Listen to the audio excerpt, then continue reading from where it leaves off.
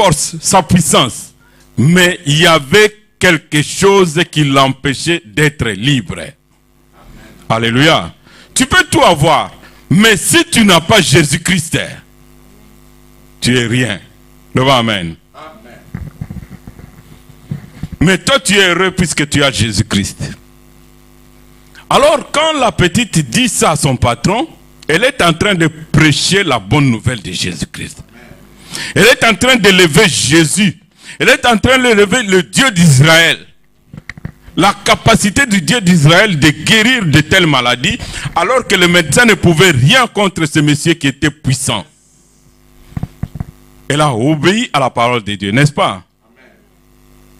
Maintenant, le patron qui reçoit la nouvelle, le message de la petite fille.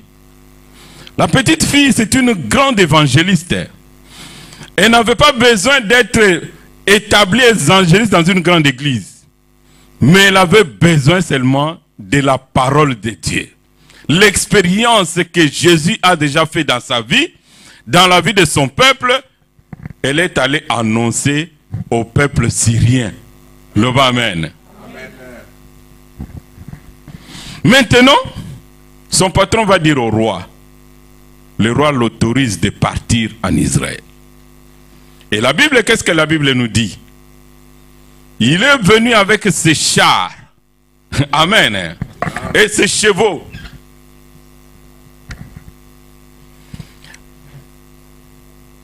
Il va aller, le roi va lui donner une lettre. Il dit, va voir le roi d'Israël, qu'il puisse te guérir. Le roi croyait que le roi d'Israël,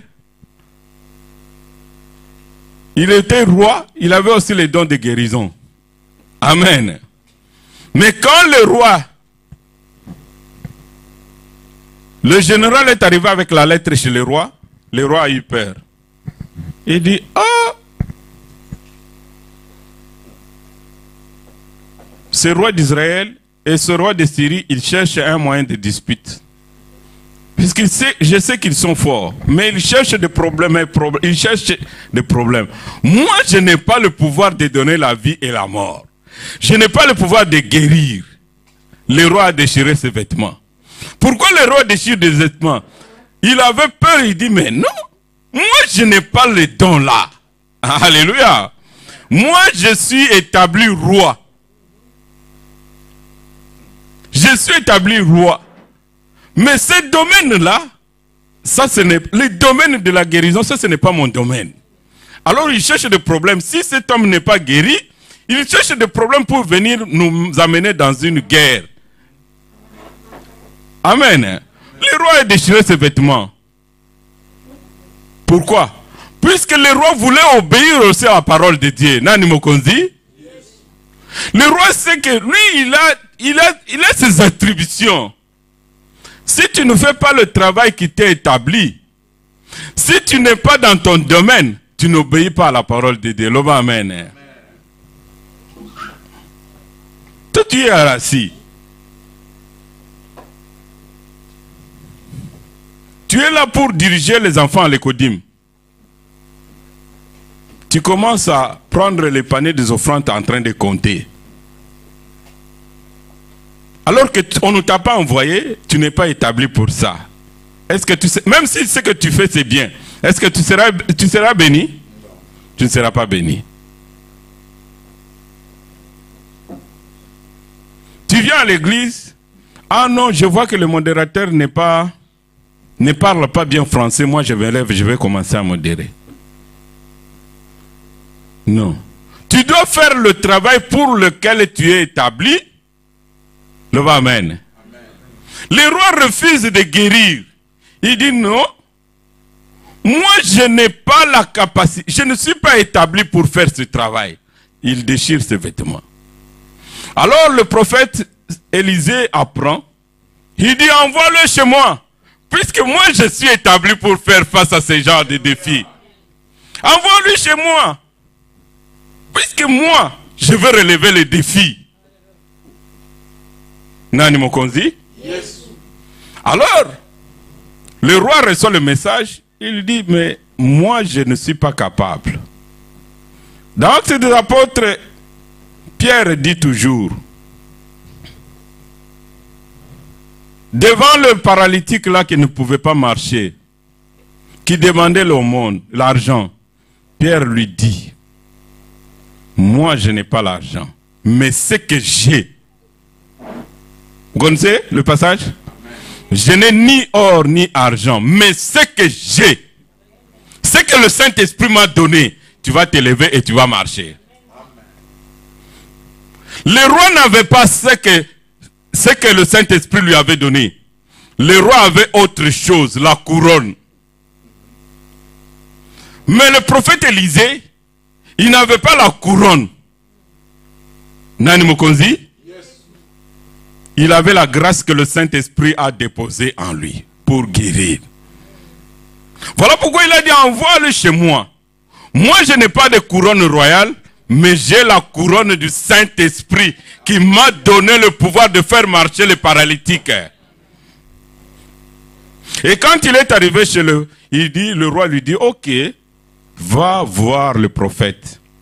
Et il prend ses chevaux, puisqu'il était quand même un grand monsieur. Il vient sur ses chevaux. Il avait pris avec lui un peu d'argent. Il arrive. Il n'est même pas arrivé dans la maison du prophète. Le prophète envoie le messager. Le prophète, comme à notre époque maintenant, tu envoies le secrétaire ou bien les gens qui protocolent. Dis-lui d'aller se jeter dans le fleuve. Alors le monsieur se fâche, il dit, ah, il ne m'a même pas vu, il ne m'a même pas touché, il ne m'a même pas imposé les mains. Il me dit seulement d'aller me laver. Oh mon Dieu, il se fâche. Il refuse d'obéir. Alléluia. Amen. Nous parlons de l'obéissance, nous ne sommes pas encore sortis. Nous parlons de l'obéissance. Je disais que le diable sait que si tu obéis, tu vas manger les meilleures productions. Alors le diable, qu'est-ce qu'il fait? Il envoie l'orgueil dans la vie des enfants de Dieu pour qu'ils ne puissent pas obéir. Vous savez, quand le général refuse d'aller dans le fleuve, il pense à quoi? Il dit, moi je suis général. D'habitude, quand je vais dans la cour royale, on me reçoit tout de suite. Mais ce monsieur, il est prophète. Mais il n'est même pas roi. Mais il refuse de me voir. Moi qui suis général. Alors, vous voyez un peu son raisonnement? Et puis il regarde ses grades. Il regarde ses gardes du corps. Il regarde toutes les guerres qu'il a toujours gagnées. Il dit, mais non seulement il ne me reçoit pas, mais il me dit d'aller me jeter dans l'eau. Alors il compare maintenant sa position par rapport à l'ordre qu'il doit exécuter. Il regarde sa situation financière, matérielle, spirituelle, sa position, ses titres. Ensuite, il regarde l'eau dans laquelle on lui a dit d'aller se jeter. Il minimise même l'eau du Jourdain. Il dit, oh, mais Adam, là-bas chez nous à Damas, il y a des fleuves beaucoup plus importants que celui-ci. Alléluia. Alors il cite le fleuve des Syriens. Il dit, mais pourquoi seulement ces petits fleuves ici? Et chez nous, il y a des grands fleuves où il y a des gros poissons. Il y a des fleuves qui sont connus dans le monde entier. Et pourquoi il ne m'envoie pas là-bas seulement dans ces petits fleuves ici? Vous voyez, quand quelqu'un a de la bonne volonté et qu'il est obéissant, il mangera les meilleures productions. Mais quand quelqu'un n'a pas de la bonne volonté et il n'est pas obéissant, le diable commence à lui tourner la tête. Regarde-toi, une belle fille comme ça. Hein? Et puis, tu connais les lois belges. Hein? Est-ce que tu peux obéir à un homme? Regarde un peu la loi belge, qu'est-ce qu'elle dit? Regarde la loi occidentale, qu'est-ce qu'elle dit? Regarde toi d'abord comment tu es belle. Regarde-toi bien. Le diable commence à te montrer. Alors il te regarde maintenant, cet homme-là, s'il est court, tu regardes maintenant sa taille, tu dis, tu regardes sa taille. Alors si toi tu as une carte de banque qui est un peu gonflée, tu regardes maintenant ta carte, tu regardes sa carte. Alléluia. Est-ce que tu vas obéir? Tu ne vas pas obéir. Et la mission du diable, c'est de donner, tourner les gens la tête pour les empêcher d'obéir. Nani Mokonzi? Et le chef de l'armée syrienne, il va voir tous ces éléments-là. Il va voir sa position. Il va voir le fleuve de Damas.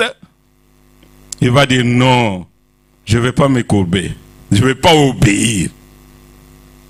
Il va refuser d'obéir. Alors il commence à partir. La Bible dit qu'il non seulement il refuse d'obéir, mais il est fâché. Alléluia. Il se fâche, il commence à partir. Et beaucoup d'enfants de Dieu se comportent comme ça. Quand on lui demande de faire quelque chose, il se regarde.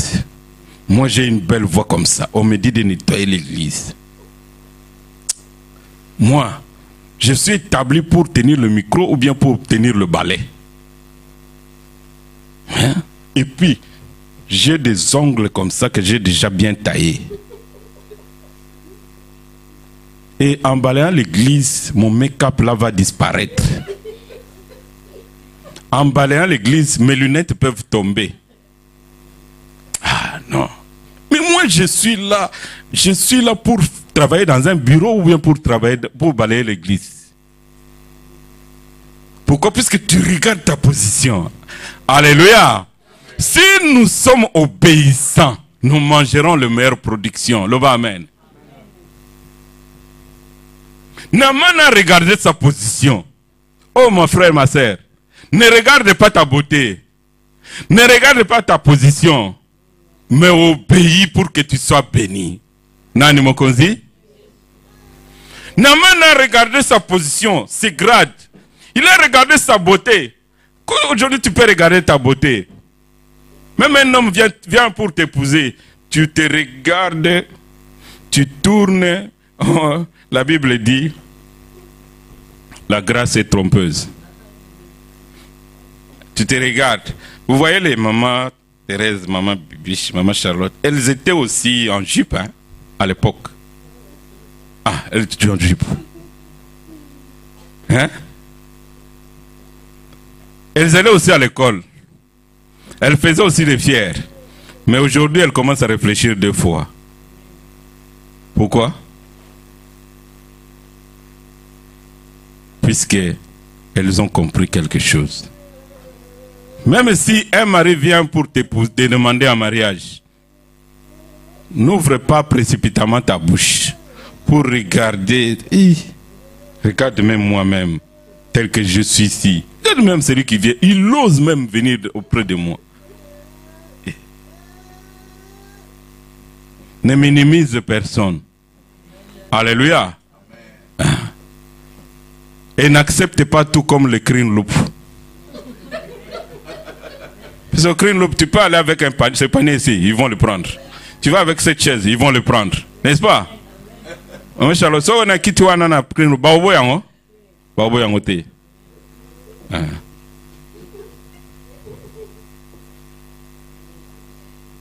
Si nous sommes obéissants, nous mangerons le meilleur produit du pays. La Bible dit du pays, hein? Si nous sommes, quel que soit ici, nous mangerons la meilleure production si nous sommes obéissants. Ne minimise personne comme je venais de le dire. Quelqu'un te parle, tu dis, ah Seigneur, je te recommande ce monsieur ici. Je ne le connais pas bien, mais toi tu le connais. Mais si déjà tu commences à regarder avec tes yeux charnels, tu regardes sa poche, tu regardes sa position, tu regardes même là où il dort. Et toujours dans une maison, de sa mère. Non.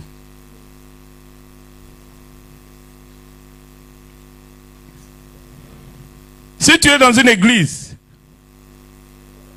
quand une grande personne te dit quelque chose, tu regardes, oh, mais lui il n'est pas pasteur, pourquoi il me dit de faire ceci? Tu vas passer à côté de ta bénédiction. Loba amen.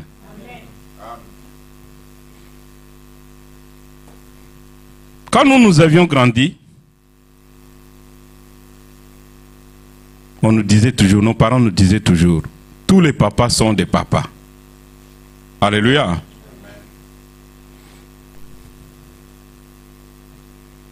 On venait de l'école avec des bulletins et quand tu vois un papa passer sur la route, il te demande, tu as réussi? Oui, j'ai réussi. Il t'encourage. Il ne te connaît pas. Hein? Et s'il y a un parmi vous qui n'a pas réussi, vous dites, ah, mais lui il n'a pas réussi. Alors le papa commence à gronder sur lui. Il ne le connaît pas, mais il lui parle mal. Il vous trouve en train de bagarrer, il vous sépare, il tape celui qui fait plus de désordre là. Tu prends un papa au milieu de la route, tu dis, viens m'accompagner à l'école puisque j'ai un petit souci à l'école. Il va avec toi à l'école, il peut t'engager une gifle, même. Il n'est pas ton père, mais il t'engage bien. Pourquoi? Puisque nous avions du respect envers les grandes personnes. Ne faites pas ce que les enfants font à l'école ces jours sur les jeunes. Beaucoup de professeurs se plaignent du comportement des jeunes. Mais vous, soyez obéissants. Soyez obéissants pour que vous puissiez manger les meilleures productions. J'ai travaillé à l'époque dans une société qui ne payait pas les gens, dont je tais les noms. Ils ne payaient pas bien, c'était en Afrique. Mais c'est une société qui avait beaucoup d'argent. Alors, j'avais un ami pasteur qui ne faisait rien, mais qui était toujours parmi les gens qui critiquaient les chefs, qui insultaient les chefs. Et lui, il était toujours là debout, il ne disait rien. Il ne disait pas, taisez-vous, c'est pas bien ce que vous faites, mais il n'insultait pas le chef. Mais lui, il était toujours parmi. Alors, comme toujours parmi les gens qui critiquent, il y a toujours un rapporteur qui va toujours rapporter. Il y avait toujours des gens qui étaient parmi les gens qui insultent le chef, mais qui allaient dire toujours au chef. Nous étions à 6. Maman Bibiche a dit ceci. Maman Janine a dit ceci. Oh, maman Pauline a dit ceci. Ah, tel aussi. Alors le chef dépose toujours la question. Tel aussi était là. Oui, il était là. Qu'est-ce que lui? Lui, il ne dit jamais rien, mais il est toujours là avec nous. Alléluia. Alors moi, quand je voyais toujours ces gens-là qui insultaient, je ne m'associais pas avec eux. J'allais toujours dans mon petit coin. Alors un jour, le chef, c'était une femme. Elle était descendue de sa voiture avec son chauffeur et son garde du corps. Alors le garde du corps avait 3 paquets. Le chauffeur aussi avait 3 paquets. Maintenant, elle avait ses chaussures dans ses mains et son sac. Alors, elle voulait tomber puisqu'elle n'avait pas d'équilibre. Alors moi, je me suis approché. Elle me dit, aide-moi un peu. Alors j'ai rattrapé son sac. Ça lui a permis d'avoir l'équilibre. Et nous avons continué à marcher jusque dans son bureau. Quand tout le monde m'a vu, il a pris le sac d'une femme. Il a porté le sac d'une femme. On m'a insulté. J'ai dit non. Même si c'est une femme, mais c'est le chef. Alléluia. Même si c'est une femme, mais c'est le chef. Ici, c'est elle qui est la chef. Alors, plus tard, le chef devait faire une mise en place. Alors, dans sa mise en place, il commence à regarder qui sont obéissants, qui ne sont pas de ma famille, mais qui sont obéissants. Alors, il nous a choisi 4 personnes. Les gens qui ont toujours été obéissants. Alléluia. Si tu es obéissant, tu vas manger les meilleures productions. Et notre frère, le général, il a refusé d'obéir. Il dit non. Moi, je suis général. Il À Damas, il y a des fleuves qui sont plus importants que celui-ci. Moi, je veux aller me jeter dans l'eau, là. Non. Il a regardé sa position. Il a minimisé l'autre position.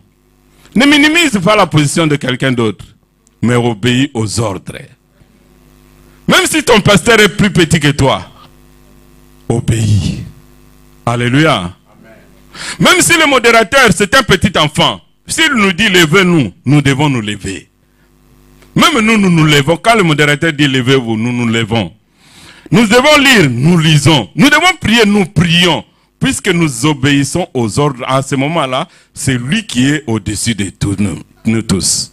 Nani Mokonzi? Si nous sommes obéissants, nous mangerons les meilleures productions. Les désobéissants ne seront jamais bénis. Mais toi et moi, nous serons toujours obéissants. Puisque le Saint-Esprit va nous aider à être obéissants. Mais quand le général s'est fâché, il commença à partir.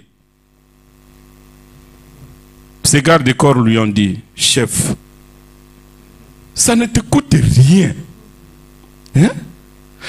Tu es fâché. Tu vas te fâcher, mais tu vas garder ta maladie. Voilà pourquoi moi je me plains jamais pour les gens qui ne veulent pas aller à l'église. Ah, vos églises là. Ah, qui ne veulent pas. Oh non, nous voulons prier à la maison. À la maison, qui va te prêcher? À la maison, si on sonne à la porte, tu vas dire non, je suis en prière. Si on sonne à la porte, tu vas arrêter. Tu vas d'abord aller à la porte. S'il y a le téléphone qui sonne, tu vas arrêter, tu vas aller. Quelle est la prière où tu vas tout... Ici, nous tous, nous arrêtons nos téléphones. N'est-ce pas? Amen. Mais les gens qui disent qu'ils prient à la maison, vous pensez vraiment qu'ils prient? Petit à petit, ils sont loin de Dieu. Et le diable le récupère petit à petit, jusqu'à ce qu'ils fassent de leur marchepied. Ne soyez pas parmi des gens qui veulent toujours rester à la maison. Mais dans la présence de Dieu, même si tu étais venu fatigué, le Saint-Esprit te donne la force. Amen. Il avait des serviteurs qui étaient à côté de lui, ont dit, patron, ça ne te coûte rien. Jette-toi seulement et tu seras pur. Il a regardé, il a dit, effectivement, ça ne me coûte rien. Si il t'avait demandé, vous savez, le diable a été rusé. Il demande aux gens d'obéir aux choses les plus ridicules et les plus bêtes. Mais les gens exécutent. Ils te demandent d'aller au cimetière la nuit. Déjà la journée comme ça, si tu passes au cimetière, tu as des frissons. Mais je ne sais pas, ils sont remplis de quel Saint-Esprit qui leur donne la force. Mais moi, je ne pense pas vraiment que c'est le Saint-Esprit. Déjà la journée, quand tu passes, tu ne regardes pas bien deux fois. Mais le diable va te donner des choses, des conditions difficiles. Alors c'est ce qu'on voulait faire comprendre que non, il te demande une chose facile. S'il t'avait demandé comme le diable demande aux gens de faire des choses ridicules et difficiles, les gens quand même les font, obéissent. Les gens sont prêts à obéir au diable. Adam et Ève, ils ont obéi au diable au lieu d'obéir à la parole de Dieu. Alors, mais lui, j'ai béni Dieu puisqu'il est revenu à la raison. Il a écouté ses collaborateurs. Ah, j'ai béni Dieu. Adam et Ève ne sont pas revenus à la raison, mais Dieu, par son amour, il est venu pour nous racheter. Alléluia. Naaman est revenu à la raison pour dire oui. Ces gens ici ont raison. Si j'écoute, j'obéis à la parole du prophète, je serai guéri. Et quand il a obéi, il est ressorti. Quand il est entré dans l'eau, il a oublié ses chars. Il a oublié ses chevaux. Il a oublié ses grades. Puisque pour entrer dans l'eau, tu dois te déshabiller. N'est-ce pas? Ah, tu ne vas pas entrer avec tes bottines dans l'eau. Hein? Il est militaire, il avait des bottines. Il est militaire, il a des grades. Il ne va pas aller avec ses grades dans l'eau. Dans l'eau, on enlève son manteau. On enlève ses positions. On enlève ses grades. On enlève ses bottines. Et on se jette dans l'eau. Quand on vient dans l'église, on doit se jeter dans l'eau. On ne doit pas venir à l'église parce que moi je connais. Moi je suis licencié à l'université de Malines. Moi je suis licencié à l'université de Ghent. Moi je suis licencié à l'université d'Anvers. Et à l'église, nous tous, nous venons à l'école du Saint-Esprit. Nous commençons en maternelle, nous montons jusqu'à ce que nous allons voir la gloire de Dieu. Nous obéissons à ce que l'église nous dit. Nani Mokonzi? Lui, il a enlevé ses grades. Il s'est jeté dans l'eau. Et quand il s'est jeté dans l'eau, la maladie est restée dans l'eau. Jette-toi dans l'eau. La maladie va rester dans l'eau. La pauvreté va rester dans l'eau. Oh, tes problèmes vont rester dans l'eau. Hein? Ne montre pas à ton mari que non, moi je connais. Moi je suis la fille de... Toi tu connais ma famille? Vous êtes là à Kingasani, à Souka. Mais moi je suis les enfants de... Hein? Mon père a beaucoup de maisons en Afrique du Sud. Hey, jette-toi dans l'eau ma soeur. Hey. Avant vous aviez des domestiques, mais ici, Simba Yomo Chikolobo. Jette-toi dans l'eau, ma soeur. Le diable, c'est lui qui donne l'orgueil pour que les gens ne puissent pas obéir. Mais si toi tu es obéissant, tu vas manger les meilleures productions. Vous pouvez être les enfants d'une même famille.